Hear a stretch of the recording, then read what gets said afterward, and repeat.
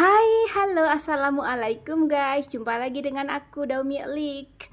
Kali ini bersama Bibi di penggilingan padi. Nah, ini dia bibiku ya guys.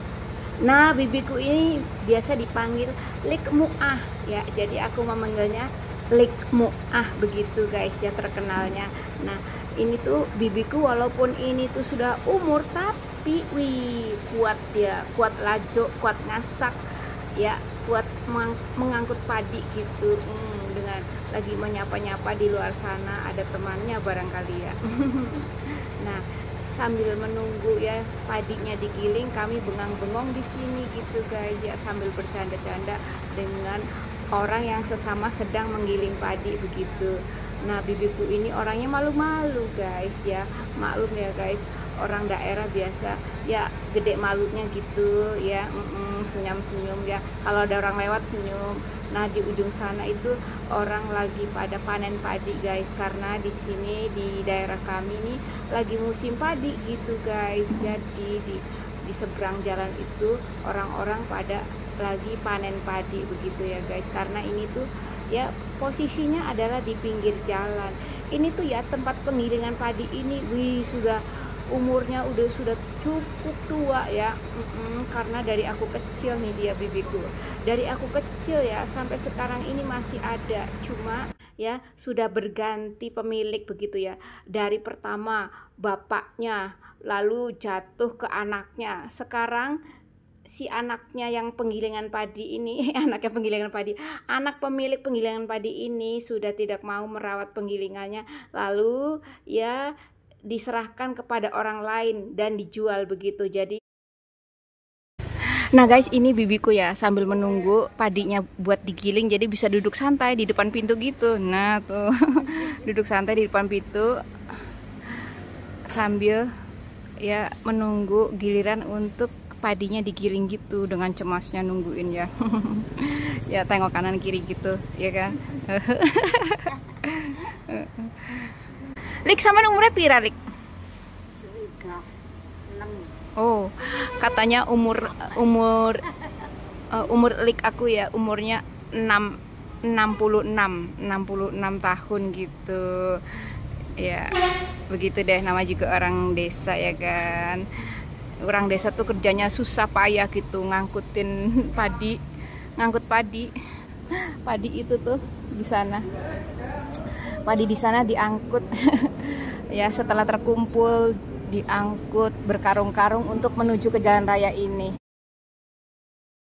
Nah guys, nah di ujung sana tuh kan ya lagi panen padi. Nah, kami di seberang sini untuk menunggu padi kita digiling begitu guys. Sekarang aku akan perdengarkan ke kamu suara mesin penggiling padi seperti apa, bisingnya seperti apa gitu ya.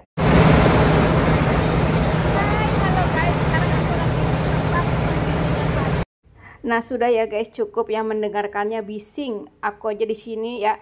Di sini aku tuh kayak ya setengah nyesel gitu, suaranya berisik banget gitu ya. Namanya juga penggilingan padi, pastinya berisik. Ini dia ya aktivitas menggiling padi. Bibiku nunjuk-nunjuk, aku duluan katanya begitu.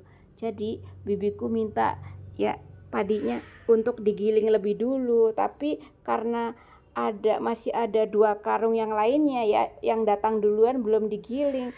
Jadi bibiku meminta untuk digiling lebih dulu, tapi tidak diizinkan oleh yang ya para pekerjanya itu. Nah, jadi ya beginilah ya suasana di penggilingan padi, atau di tempatku menyebutnya rismil atau resmil begitu ya. Resmil.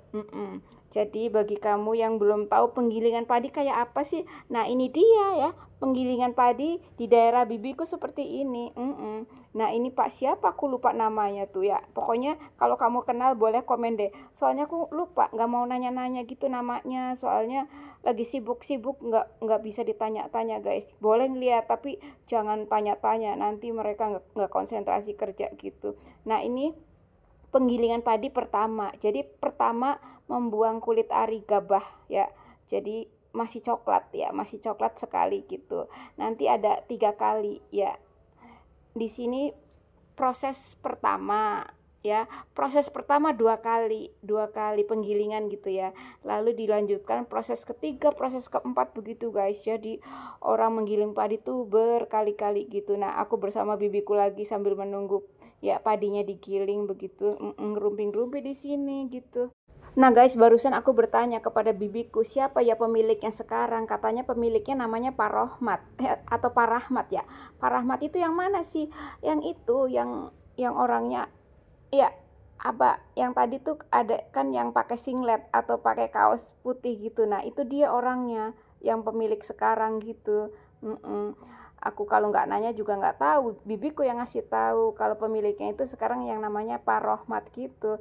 Dulu namanya yang pertama namanya Pak Jais atau Pak Drais. Nah digantilah dengan anaknya Pak Drais. Nah setelah Pak Drais setelah anaknya Pak Drais nggak mau mengelola, kemudian ya dijual kepada Pak Rahmat atau Pak Rohmat gitu. Nah sampai sekarang ini ya masih berjalan ya rismilnya seperti ini. Bibiku malu-malu gitu, senyum-senyum gitu ya. Dan ya aku tunggu sampai nanti deh, aku menunggu sampai nanti ya semuanya selesai gitu. Jadi setelah digiling nih, ini yang belum digiling nih guys ya, masih berupa gabah seperti ini. Ini tuh gabahnya namanya IR ya, padi IR ya begitu. IR itu berasnya nanti hasilnya tuh kayak sekel gitu, kayak kerak begitu. Kalau yang pulen itu namanya sadani. Sadani kalau bahasa Indonesianya itu pandan wangi gitu. Jadinya itu pulen. Jadi di kampungku yang pandan wangi itu nggak laku guys ya, karena terlalu pulen seperti ketan. Jadi dimakan kadang orang katanya bikin kembung gitu. Jadi si pandan wangi atau sadani itu di kampungku nggak laku, karena biasa para petani makannya maunya yang perak berasnya. Di kampungku tuh nggak mau makan yang pulen-pulen gitu. Pulen-pulen itu untuk orang kota atau untuk biasa kalau masak sushi itu kan ya. Nah pakai beras yang pandan wangi yang pulen begitu. Tapi kalau di kampungku beras pulen itu nggak laku, kecuali padi gagak. Nah kalau gagak kan itu lebih enak ya, padinya itu ditanamnya di gunung tanpa harus di sawah. Kalau gagak cuma dipanjak-panjak gitu, nanti akan ya tumbuh padi seperti pada umumnya kayak di sawah gitu. Nah itu tuh yang namanya Pak Rohmat tuh, yang topi hijau ya, baju putih, itu dia. Jadi pemiliknya pun ikut bekerja untuk mengatur karyawannya. Karena di sini orangnya harus pada kuat-kuat ya guys, karena mengangkat satu karung ya ke satu titian itu, ke satu yang kursi itu. Nah jadi daripada aku menunggu lama-lama ya guys, menunggu padi digiling lama, bibiku masih menunggu di sini ya. Terus ada yang namanya bekatul guys, bekatul. Jadi setelah proses si gabah kemudian, nah guys tadi kan sudah pengupasan ya kulit ari atau gabahnya. Sekarang ya proses yang kedua yaitu mengupas kulit berasnya ya. Beras kan ada kulitnya ya yang warnanya coklat. Nah ini sudah dikupas sekali, jadi ini masih diulang lagi satu kali lagi gitu. Ini sudah ya tinggal gabahnya sedikit ya. Nah ini akan ada proses 1, 2 atau mungkin sampai 3 ya, supaya putih sempurna berasnya karena dikupas-kupas kayak gini. Nah itu hasil limbah kupasannya disebutnya bekatul atau dedek ya. Kalau dedek kupasan pertama disebutnya dedek, nah kupasan yang kedua disebutnya bekatul begitu. Jadi antara dedek dan bekatul beda ya guys. Kalau si dedek yang masih banyak kulit-kulitnya, tapi kalau bekatul itu yang benar-benar kulit dari beras begitu.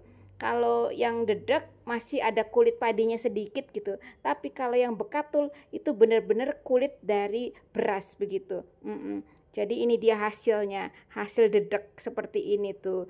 Ini bisa dijual ya guys, bisa untuk makan ternak seperti bebek atau ayam begitu. Dan ada juga nanti yang namanya bekatul. Kalau bekatul dulu makku pernah masak ya, dicampur kelapa ya, dicampur kelapa parut kemudian diberi air lalu diempleng-empleng atau digoreng tanpa minyak, dibikin bulat-bulat gitu. Wih rasanya enak ya. karena zaman dulu kan susah ya, zaman susah. Jadi bekatul pun dibeli karena tidak bisa kebeli beras. Nah, bekatulnya keluarnya dari sini guys ya.